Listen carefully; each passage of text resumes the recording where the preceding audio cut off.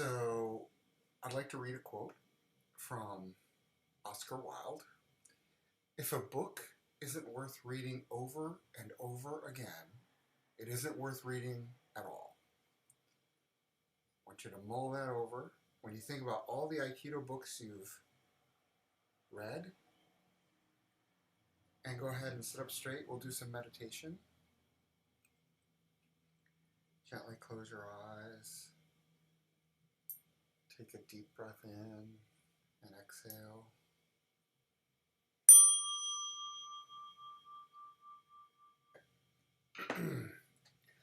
So let me read the Fudo Shin Kisei. True Fudo Shin is not a rigid, immobile state of mind, but the condition of stability which comes from the most rapid movement. In other words, like the steadiness of a spinning top, the state of perfect spiritual and physical stability arises from movement which continues infinitely and is so infinitely rapid that it is imperceptible. This movement is condensed at the one point in the lower abdomen. By putting everything into the one point, we can experience Fudo Shin and not lose our stability no matter what happens. And then further on, Curtis Sensei makes a comment. Fudo Shin is a deep state of calmness. This Fudo Shin is an extension of the unity of calm and action. It is not just a calmness, it is a directness. It's a declaration of your being.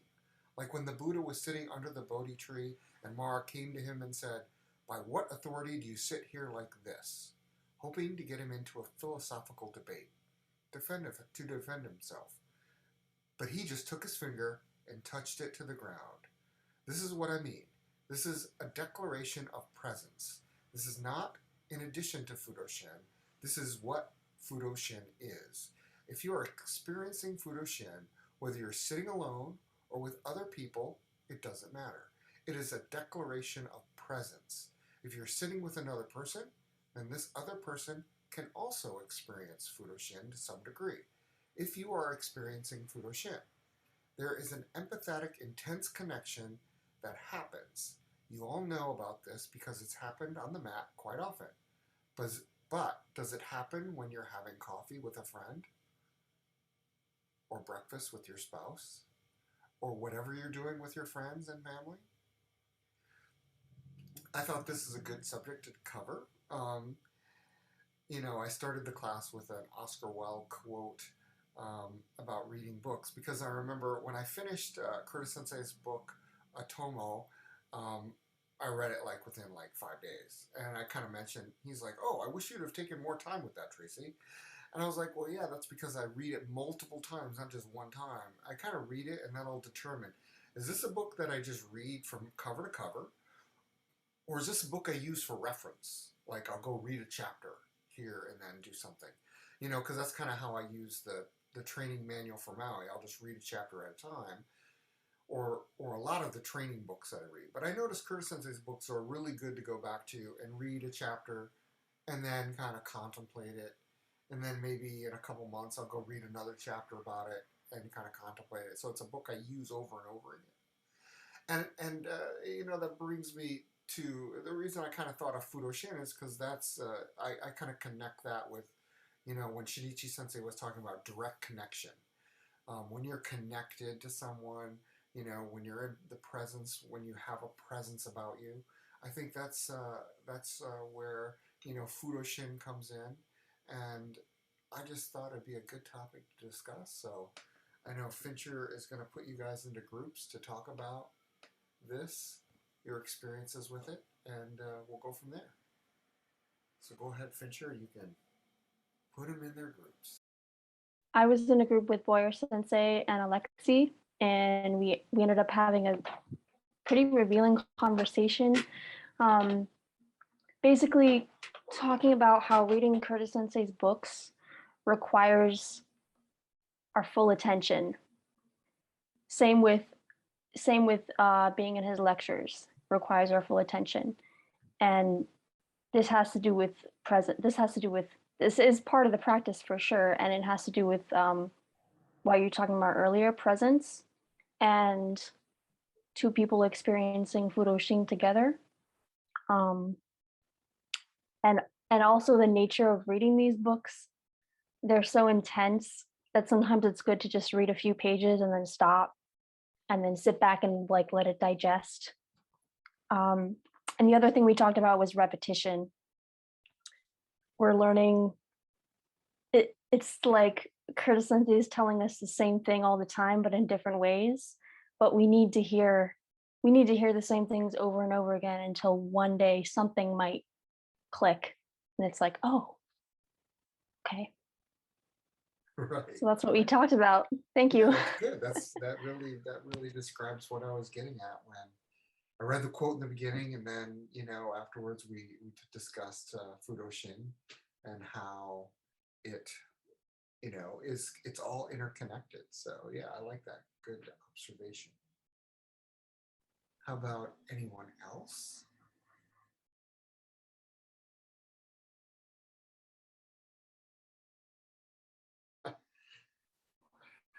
Um, um, I kind of focused on, after hearing everybody contribution in our group, the similarities seem to be the difference between getting in your way and getting out of your way. Each of us shared our own sort of similar experiences to what we thought might be this calmness in action.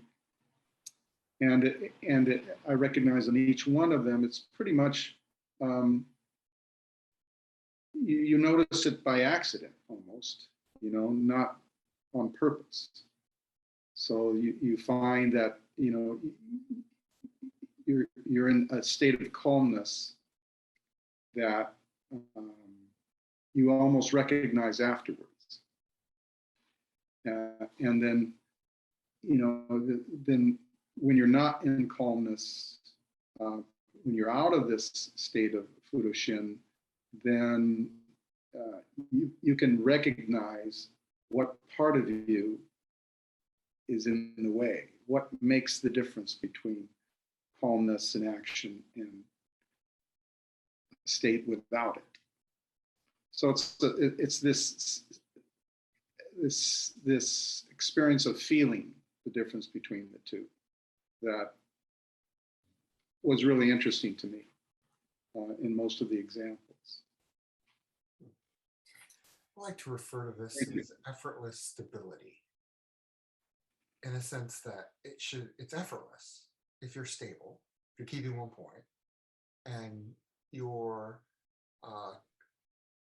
consistently being open to the other person.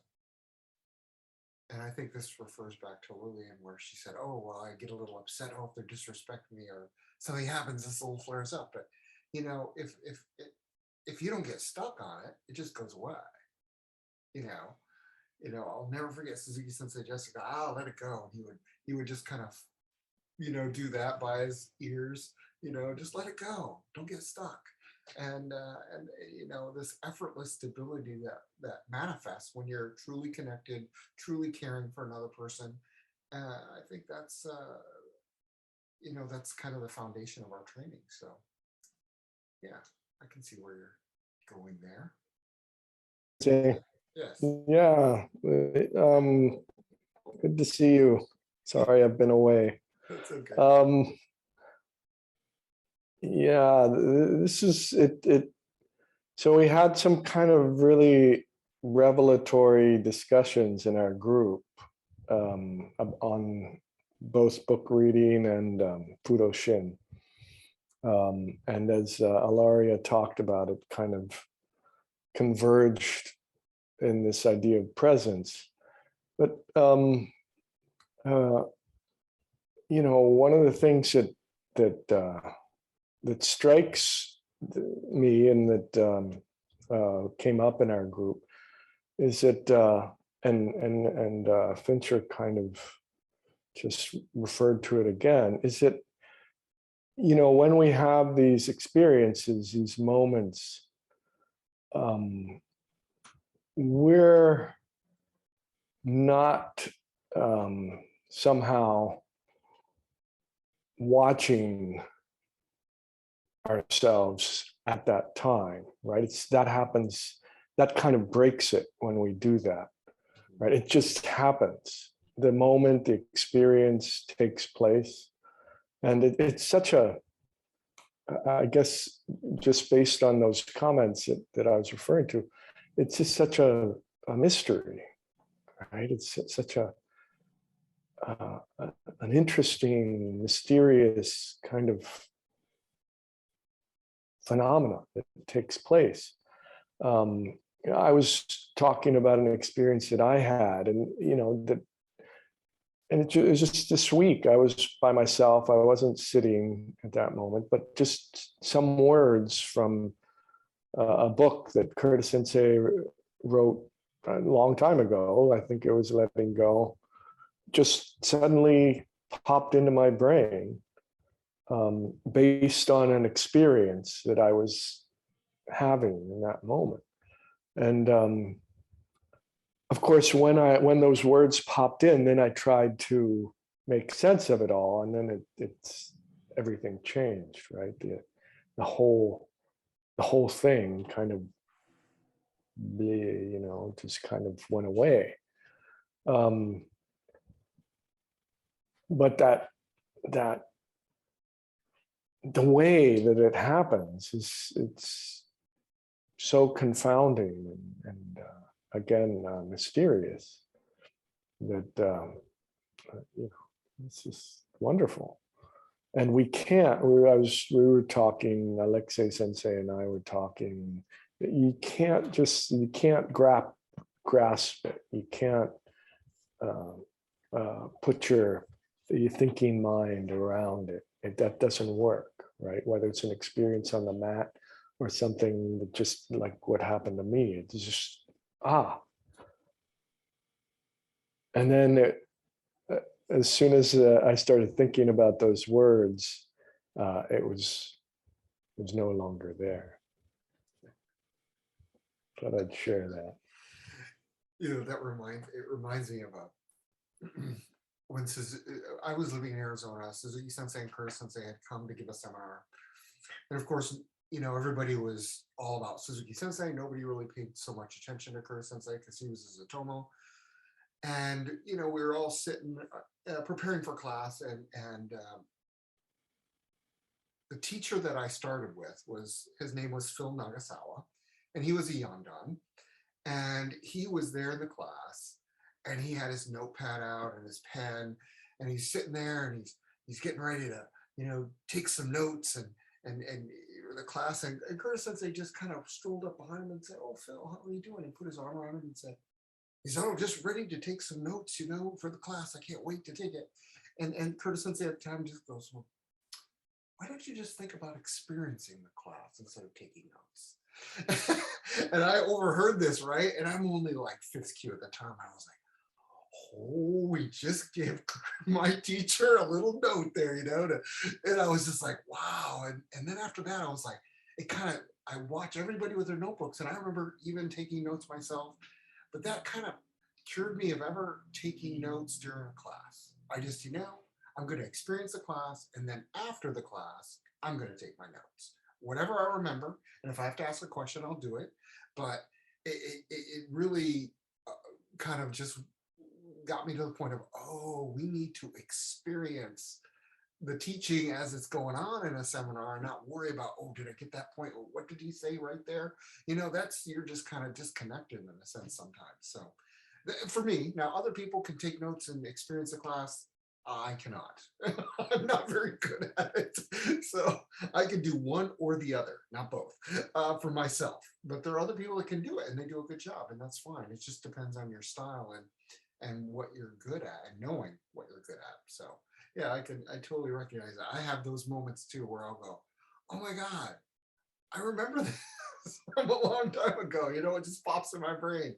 And I know Suzuki Sensei had those feelings too, because he would talk about it when he would say, Oh, Sensei lectured me time and time again when he was in Japan, and I didn't understand a word he was saying. But you know, every once in a while after my breathing practice, I will have a moment where I go, oh yes, that's what he meant. You know, so that's just one of those things that happens. It is a mystery. Thank you very much. Anyone else before we then Curtis Sensei looks like she's about ready to jump in.